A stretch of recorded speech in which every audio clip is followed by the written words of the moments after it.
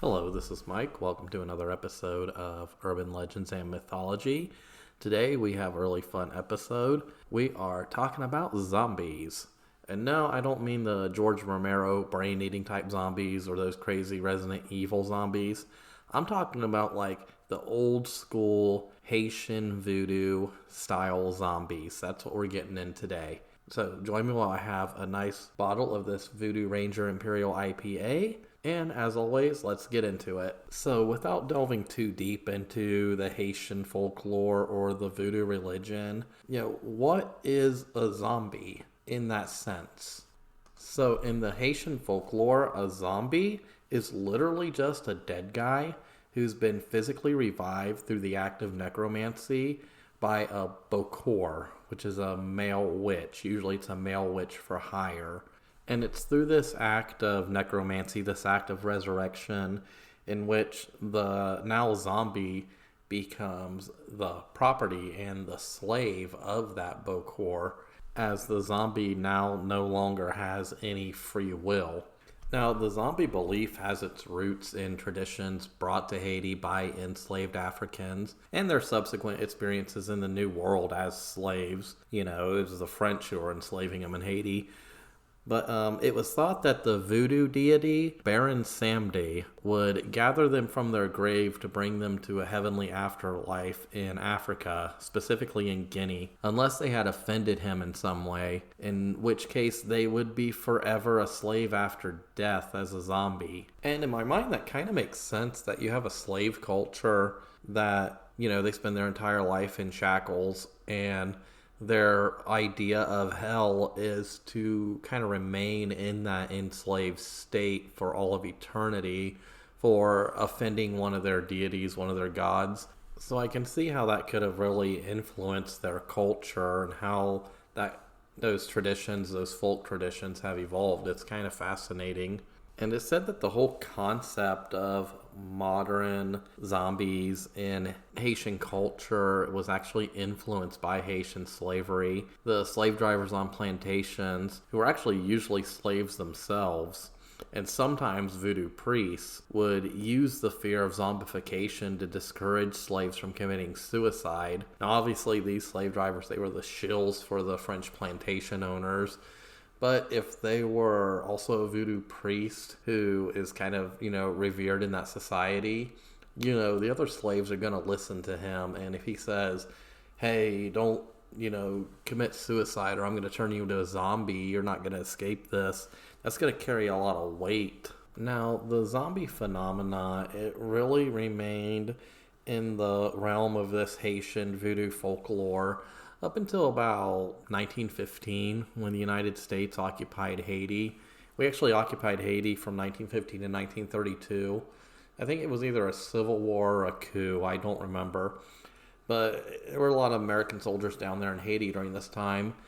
And, when Americans are down there, a number of case histories of purported zombies begin to emerge.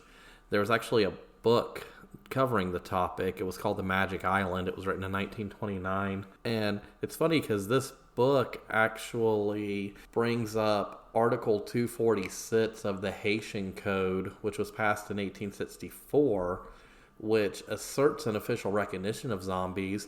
And it gives us some clues on how zombies actually came to be. And it's actually another one of these fascinating instances where some kind of folklore that is in a culture for so long actually shows up in government. And that actual Article 246 of the Haitian Criminal Code is as follows, quote, "Also shall be qualified as attempted murder the employment which may be made by any person of substances which, without causing actual death, produce a lethargic coma more or less prolonged. If after administrating of such substances the person has been buried, the act shall be considered murder no matter what result follows." End quote. Now, this law actually does allude to how you make a zombie. You make a zombie through giving them a psychoactive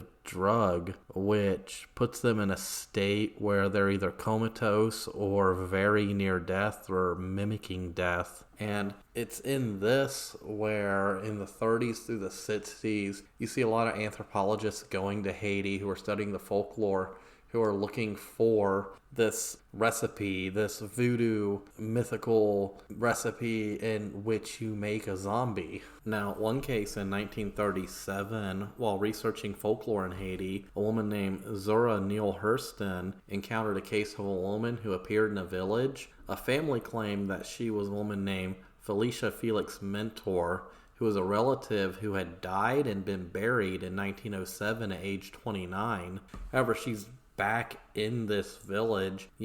She's living her life after probably escaping being a zombie, which is a thing. Hurston pursued rumors that affected persons were given psychoactive drugs, but she was unable to actually locate individuals willing to offer any information.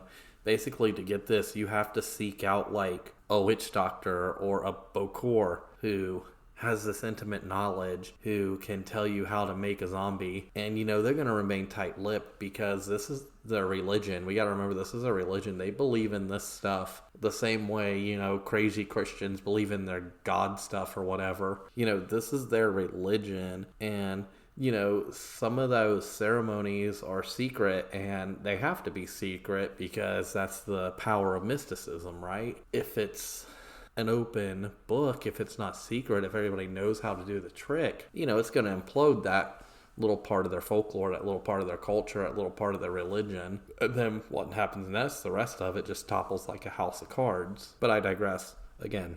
So, several decades after Hurston's work, a man named Wade Davis, who was actually an ethnobotanist, he actually is traveling in Haiti in 1982. And as a result of his investigations, he writes 2 journal articles. Actually, no, 1 journal article and then 2 books. He writes a pharmacological case for zombies in 1983, and then The Serpent and the Rainbow and Passage of Darkness, the ethnobiology of the Haitian zombie in 85 and 88. So in 1982, he's traveling around Haiti, and he's investigating this claim that he's trying to seek out a witch doctor to tell him what's the secret to creating zombies. I know it's some kind of, powder or something. Well, he finally gets in touch with this witch doctor, and he basically tells him the secret. He shows him how to make these 2 powders. One, it's called Coupe de Poudre, or Powder Strike,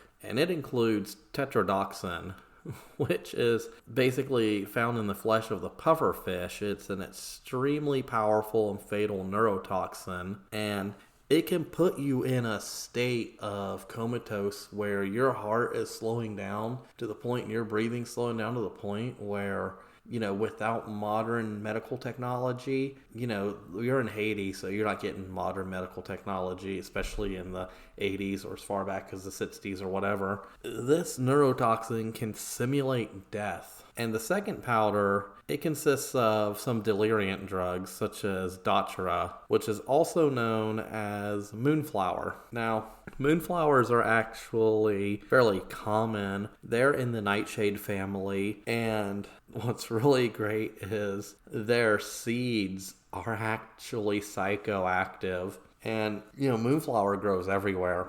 I mean, they're decorative plants here in the States, but you could take the seeds out of them and you could trip balls for a few hours if you know what you're doing. I don't recommend that, but that is out there and that does exist. Anyway, together these powders are said to create a death-like state in which the victim will be entirely subjected to that of the bokor. So Davis describes this process as an initial state of death-like suspended animation, followed by a reawakening, typically after being buried. And the person's reawakened into a psychotic state. And the psychosis induced by the drug and the psychological trauma was hypothesized by Davis to reinforce culturally learned beliefs and to cause the individual to reconstruct their identity as a zombie because they, quote, knew they were dead and had no other role to play in Haitian society. And societal reinforcement of that belief was hypothesized by Davis to confirm that the person was a zombie. He's in a zombie state. So in his mind, in his religion, in his culture, he is now a zombie and he is now subservient to that Bokor, and he has to go on and do his duties as a zombie.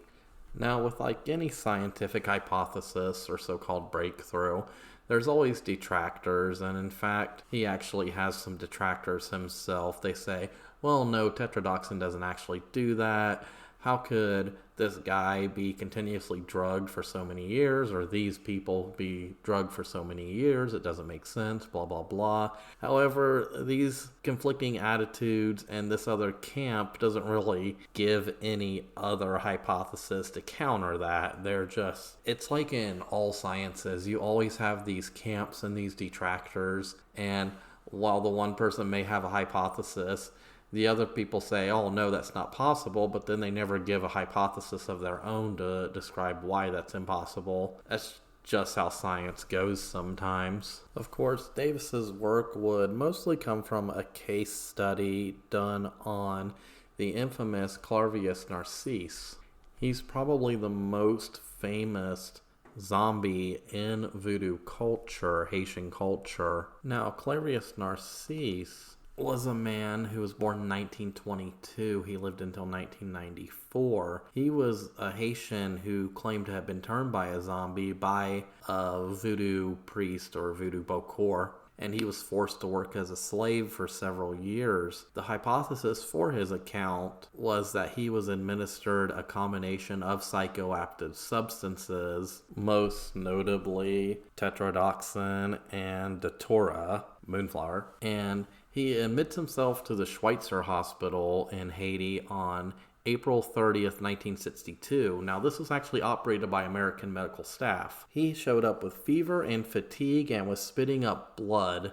However, doctors could find no explanation for his symptoms, which gradually grew worse until he appeared to die 3 days later. He was actually pronounced dead and held in cold storage for about a day before he was buried. So in 1980, a man identifying himself as Clairvius approached Angelina Narcisse in the city of Leicester, convincing her and several other villagers of his identity by using a childhood nickname and sharing intimate family information. He claimed that he had been conscious but paralyzed during his supposed death and burial and had subsequently been removed from his grave and forced to work at a sugar plantation. He actually stated that he had a scar where the nail in the coffin came through and actually cut him in the face. Now, can you imagine this? If you were some Haitian growing up in Haiti, knowing all this stuff about zombies and stuff, and you know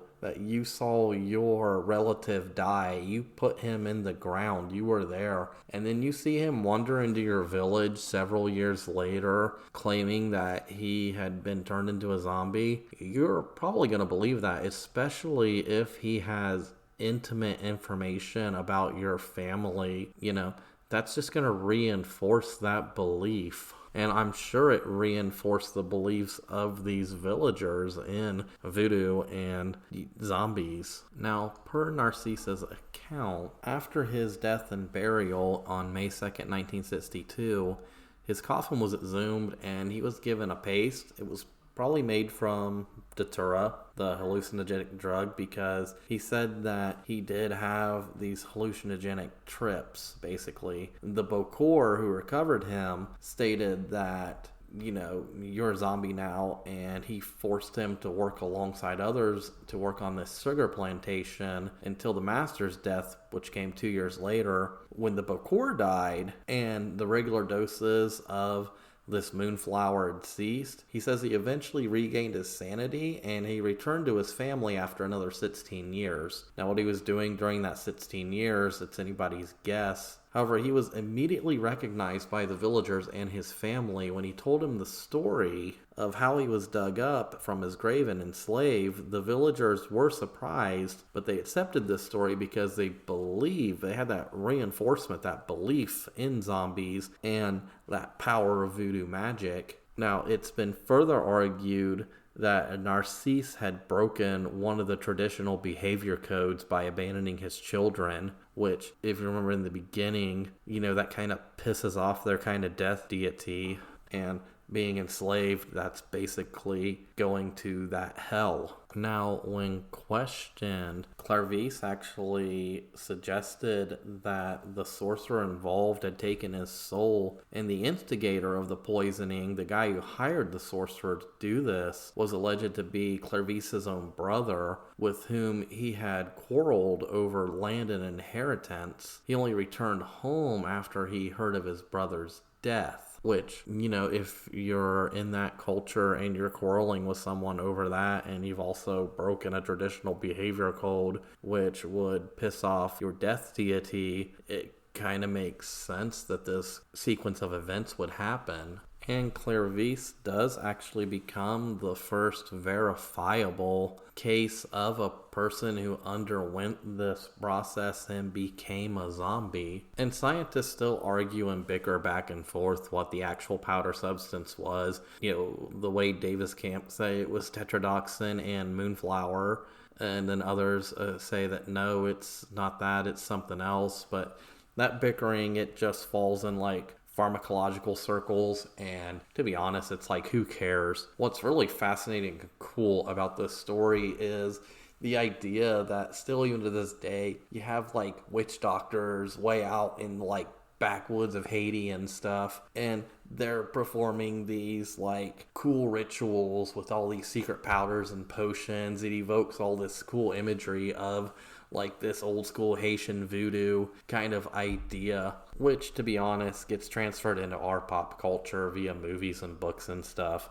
and evokes these ideas of necromancy and, for some reason, witches in New Orleans and all this crazy cool stuff. I could go on and on. Now, some of that's negative stereotypes brought in by that media, because let's face it, voodoo is actually a very fascinating and in-depth religion, and it really blends all these elements from their own histories and some of these Native American, Native Caribbean beliefs, and then some of these old African beliefs that were brought over. And from a Eurocentric, or I guess nowadays an American-centric mindset where the major religion is that Christian garbage, it's really fascinating to see a somewhat polytheistic religion that's based on magic and sorcery and all this cool stuff, spells, and there's some Catholic elements in it too, because that gets mixed into it, and it would be really fascinating to really deep dive into that. However, it would probably be best to discuss that with a natural anthropologist who studies that, because I could sit here and rant, and I probably have no clue what I'm talking about when it comes to Haitian voodoo or its variants around the Caribbean and stuff, and even some of its parent ancestor religions in Africa. I'm sure that's fascinating, but this is just a very tip of the iceberg glimpse into just one single tiny little aspect of that, and it can unravel a whole can of worms and series of rabbit holes you could get lost in for days. And I'm sure it's really fascinating, and I might touch on some other stuff in that culture as well, because out of all the American cultures and the Western Hemisphere cultures, they're one of the more fascinating and one of the more interesting to study. But on that note, I do think I am going to end it here. I do thank you for listening. If you'd like to support the show, as always, I just ask that you tell a friend. The show mostly grows via word of mouth. Hell, spam their inboxes with my link. That's what I do to you guys whenever a new episode comes out. And if you have noticed, I have switched to just releasing these episodes weekly on Thursdays. It works easier with my schedule, and I'm going to continue doing that for as long as I have ideas. And there are still a bunch of 5-minute mythology segments that are kind of on my editing back burner. I'll release some of those in the future. I don't really care much for them because, to be honest, they were my least listened to segment. These longer episodes seem to just be more engaging, I guess. And when it comes to engagement, I'm hoping to make myself a little more accessible in the sense of feedback. And to be honest, the best place to get a hold of me is just my personal profile on Facebook. Just message me there if you have any ideas about the podcast or the future of the podcast. I'll also be going to several events here in Ohio, mostly Central Ohio, over the course of the year, and I do now have business cards and stickers, which I'll probably be handing out at most of those events. So if you want a business card or a sticker with the Death Bunny logo on it, hit me up, I'll get you one. And as always, if you want to actually donate to the show, I do have it open on Spotify for donations, so any help in that matter is greatly appreciated. It